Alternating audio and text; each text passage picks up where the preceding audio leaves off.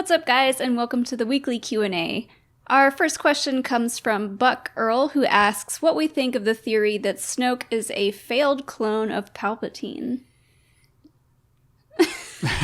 No. Nah. No. I mean, in The Force Awakens alone, the novelization, he talks about watching the Empire rise and fall. He seems to be very, very old. I mean, Palpatine could be very old too, and maybe the clone of Palpatine was watching from afar, but no. I mean, I don't keep up with the theories and the youngsters these days, but Neither do I. This is like the first time I've heard this. yeah. I mean, what little information they've given us on Snoke leads us to believe that he is his own person and has a story. Whether or not they'll tell that story is another question. Yeah, I think Snoke is just a dude. And the fact that Palpatine's coming back doesn't mean that everyone's a clone of him now. No. No. Stop trying to make clones work. And I'm also just very I don't want clones of Palpatine in this movie. Yeah. So really? Hello. Can you just can you just chill? Zachary Shively wants to know if it's possible Palpatine learned how to keep himself alive through the world between worlds. I mean, maybe, but this is another thing where I'm like, I kind of hope not, because the end of Rebels was about Ezra, like, almost being tricked into giving Palpatine access twice. And I don't want Ezra's efforts to have been wasted at the end, that Palpatine's like, I'll just find another way. Yeah, when they created the world between worlds for Rebels, everybody was like, oh, is this time travel? Is time travel a thing now? And I don't think that was the intention for that at all. Like, I don't think, honestly, that it's going to come up again. Like, definitely not in The Rise of Skywalker. No, not in any, like, feature films, for sure. It may come up again for wherever Thrawn and Ezra are, but yeah, I don't think Palpatine's using it to hop between time periods. I do hope it comes up again, because that's just one of my favorite Star Wars creations that has popped up in recent years. I loved it. So I want to see it again, but not with Palpatine having access to it. It's something that obviously he wanted access to, and Ezra was able to stop him. And I would like for Ezra to, like I said, I don't want Ezra's sacrifice at the end of season 4 of Rebels to be a waste. Yeah, just like Anakin's sacrifice. It's the same argument. Yep, I use the same argument for everything. James McBride asks what we think the final shot of episode 9 might be, the shot that Kevin Smith said would melt our minds. I don't even have any idea, but I just figured we'd talk about that. 1,000 broom boys. Broom boys coming out of the woodwork. They're all with brooms, and they're like, train us, Rey! The Rise of Skywalker Skywalker is the new term for broom boy. I'm Duke, sweeper, and I'm... Oh, you just spit on me. Yeah, I don't know, like, so did Kevin Smith say the very last shot would melt our minds, or is it the scene itself? Like, it's a little vague. He said he got to visit the set, and it was the biggest set he'd ever seen, and then he recently said at Comic-Con that JJ told him that this was, like, the final shot of the movie, or the final scene, or something, and he was just like, it's gonna melt your minds, and I don't know. I mean, it would be, I don't know, along the lines of Revenge of the Sith or Return of the Jedi, I would think, where things are being wrapped up. So I think it's probably going to melt our minds in a way of, maybe it's a new Jedi temple. Yeah, that'd be cool. Or, I don't know if I would want this as the last shot, but we always talk about Force Ghost Con and the fact that we want to see all the Force Ghosts pop up together.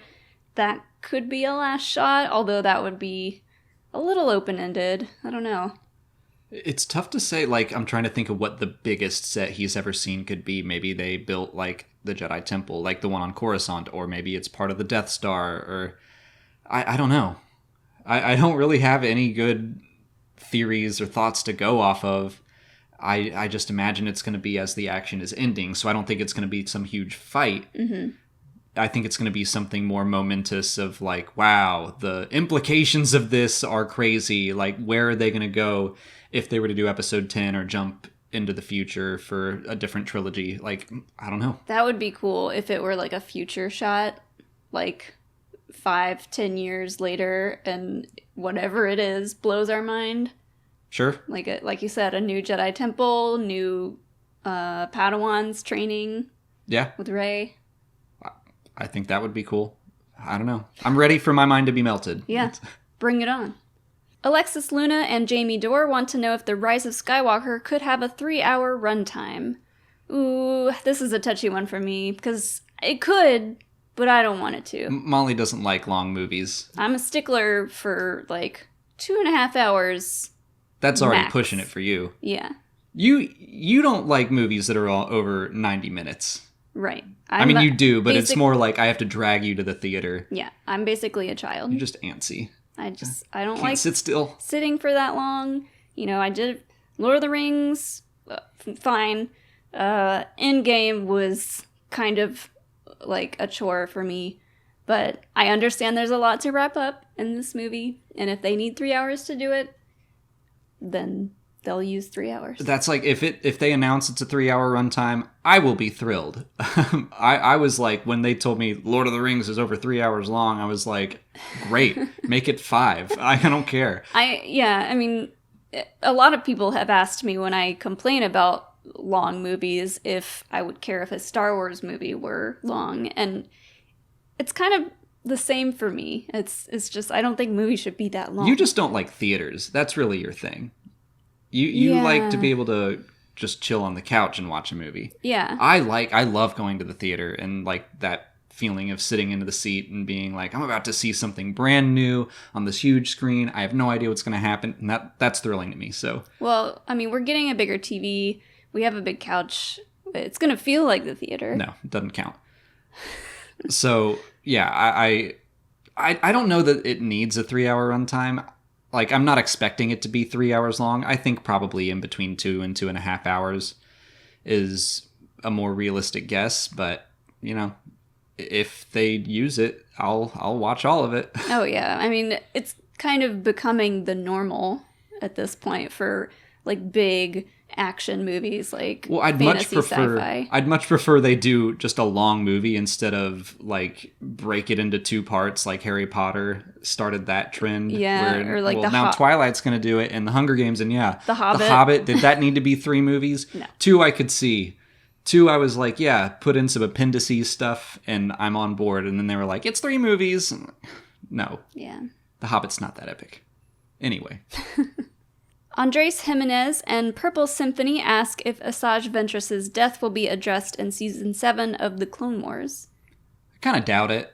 Yeah, there might be a line. I don't see why they would need to. Yeah, I think they told that story in Dark Disciple, and I don't know that there's a reason to bring it up. Maybe they will, and that would be like, I could kind of see them doing it to be like, read Dark Disciple to find out more.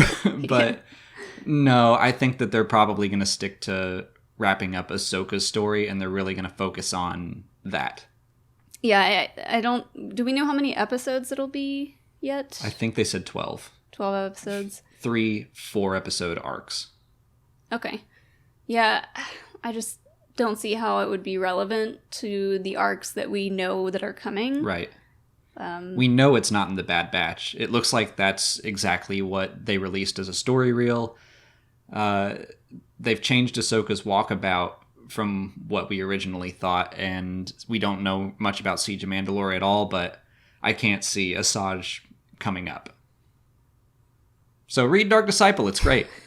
Go to audible.com/ That's it for patron questions. If you're a patron and you didn't see your question answered here, just head over to Patreon where we left you a written response. If you're not a patron, you can learn more by following the link in the description. Just $1 a month will get you access to extra Star Wars Explained content and a guaranteed answer from me every week. We're doing audio commentaries for the films and the Clone Wars, and this week's episode is The Mandalore Plot, and that's available right now if you're interested. On to YouTube questions. The Bleaker asks why Palpatine sent his guards away in Return of the Jedi. Because his overconfidence is his weakness. I think that's it. Roll credits. I mean, I think he was trying to lure Luke over to the dark side, and he was probably trying to be like, oh, we don't need guards. We're all friends here. Yeah, I could see him thinking like, let's just make this between the two of us, you know? Buddy to buddy. And your giant father that's just breathing over your shoulder. Yeah. Like, he probably didn't want Luke to be distracted by the guards and kind of thinking that they might attack at any moment. And Palpatine wanted to keep it very intimate and private. And maybe he genuinely was trying to be friendly. I bet it's hard for Palpatine to make new friends when you look like that and sound like that. Probably. I bet his breath is terrible. Definitely. Zandy Boy wants to know where we hope Thrawn and Ezra are after Star Wars Rebels. I think maybe just chilling on a beach somewhere. Like, not Scarif, some other cool beachy planet, just like drinking some cocktails, getting some sun. If Thrawn gets sunburned, do you think he turns purple? Yes. For sure. I was thinking that they're off at some like team building seminar. Because, you know, they were enemies and now they probably have to work together to survive. Yeah. So they're doing some trust falls. Yeah, Ezra needs to learn how to lead and Thrawn needs to learn how to follow. But, yeah, Thrawn needs to learn how to be not such a massive know-it-all. But I think, really, they're probably just off in the unknown region somewhere. They're literally lost in space. They're going to reboot that show, but as Star Wars. Yeah. Yeah, I mean, I assume that they're out there just like fighting unknown species or something, like doing something together. Yeah. Because they're stuck with each other as far as we know. That's the thing is, I mean, Ezra can't just immediately be shot by stormtroopers off screen. There needs to be a reason for Ezra to be left alive by the Empire. Thrawn needs to be like, we need him. So wherever they are, a Force-sensitive kid is needed, and I'm sure Ezra needs Thrawn as well. Yep. Phantom Sidious asks what we think the dynamic will be between Kylo Ren and the Knights of Ren. I think he's probably got them under control. There's a lot of talk of First Order people, maybe stormtroopers, revolting or like mutinying against Kylo. I think the Knights are probably going to be on his side. I'm not sure. I kind of picture him treating them a little bit like he treats Hux. I think I disagree. I mean, we have no idea. Yeah. Well, I think he's going to treat Hux like he treats Hux and just smack him around. Sure. I don't know. The one scene where he's kind of like really taken down a guy in the forest, he has some sort of like helmet on and he's holding a weapon that looks really similar to one of the Knights of Ren's weapons. And I thought maybe he decides to take them down. I think it might have been Anthony Breznican that confirmed that wasn't a Knight of Ren. Well, what does he know? But there is still the chance that Kylo also revolts, goes against the First Order or something, but he was fighting alongside a stormtrooper. I don't know. I don't think we're going to learn a whole lot about the Knights of Ren.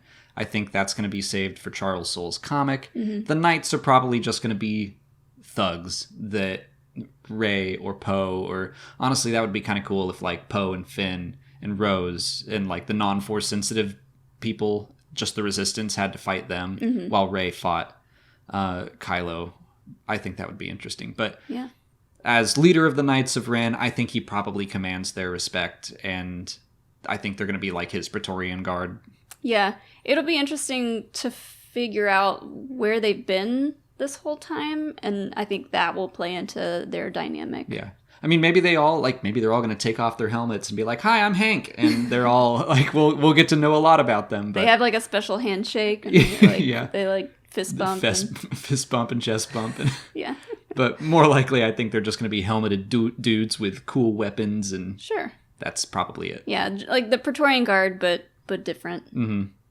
Crazy Skylord wants to know if we could turn any Legends book into a movie or TV series, which would we choose? I feel like this is the cliche answer at this point, but Darth Bane. Yeah. I love that trilogy. It feels like it would do well as a TV show, I remember thinking, like, this is a lot like Breaking Bad, where you get to, over a long course of time, watch a guy who is sympathetic fall to the dark side and become completely unsympathetic, where you're rooting for him and you're rooting for him for a while, and then you're like, oh no, maybe don't kill children. And I think something like that would be perfect for Disney Plus. This isn't a Legends movie or book, but I kind of think a like Star Killer TV show would be cool for like kids. I don't necessarily love the Star Killer story and his backstory, but I don't know, the premises behind that game and his character feels cool to me, so I think it would make for a good TV show. That's like, I like Galen Merrick. I don't know, he's too strong. Yeah. If they bring him back, he needs to be way toned down. Yeah, maybe like a anime style show. Yeah, that would fit pretty well. Yeah, because he could go like Super Saiyan and pull down some ships out of the sky or whatever.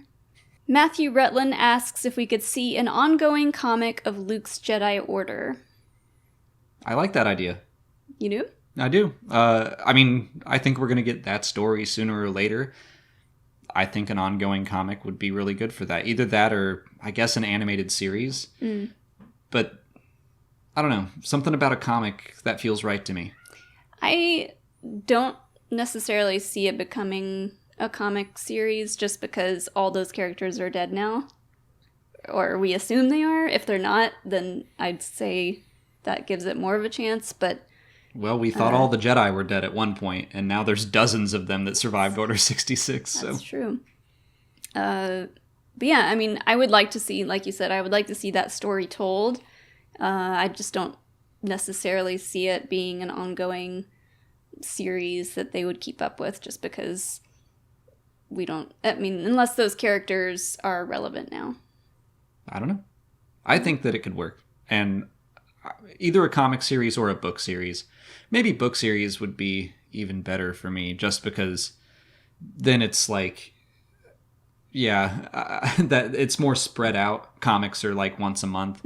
I feel like books might be able to cover a little more ground, even if it's like once a year. Or they could do something like New Jedi Order, where they had multiple authors going so that multiple books came out. I was going to say, now that I think about it, it could be kind of like a young reader series or young adult series, like the Finn story that was like the journey to Force Awakens, about how he was growing up in the First Order. I could see that too. I mean, that's something that Legends did really well, is they had so many series of books, and the Young Jedi Knights were great. And the New Jedi Order was a lot of fun. So, yeah, I think that they really should do some more book series and not just trilogies. Like, I'm thrilled Alphabet Squadron is going to have 2 more books, but, like, give me something huge like X-Wing. Yeah. A couple people I've seen have said that they would like to see Legends continue or something similar to Legends just so that we can get more books. Yeah, because, like, that's how that story was told. Yeah, like, the idea of authors being able to tell their own Star Wars stories apart from what's canon, I don't think that would happen, but I don't know, what do you think about that? I don't know. I mean, I think as long as they were very clear about, like, this is under the Legends banner, I think it's possible. They recently did a Legends comic to celebrate Marvel. That's true. So, I don't know. That could have been a little, like, let's test this out and see what happens, and... maybe next time we'll try a Legends book, but who knows? And now they have the Myths and Fables book is out, and then those stories are kind of like, well, they might be true, they might not be true. They're legends. Yeah. In-universe legends. Yeah, that's confusing. Yeah. That's all the time we have for questions today. If you want to leave a question for next week's video, just put it in the comments below or sign up for Patreon to join our weekly Q&A discussion and get a guaranteed answer from me. If you haven't already, please like this video, subscribe to the channel. Follow us on Twitter, Instagram, and Facebook. And as always, thanks for watching, and may the Force be with you.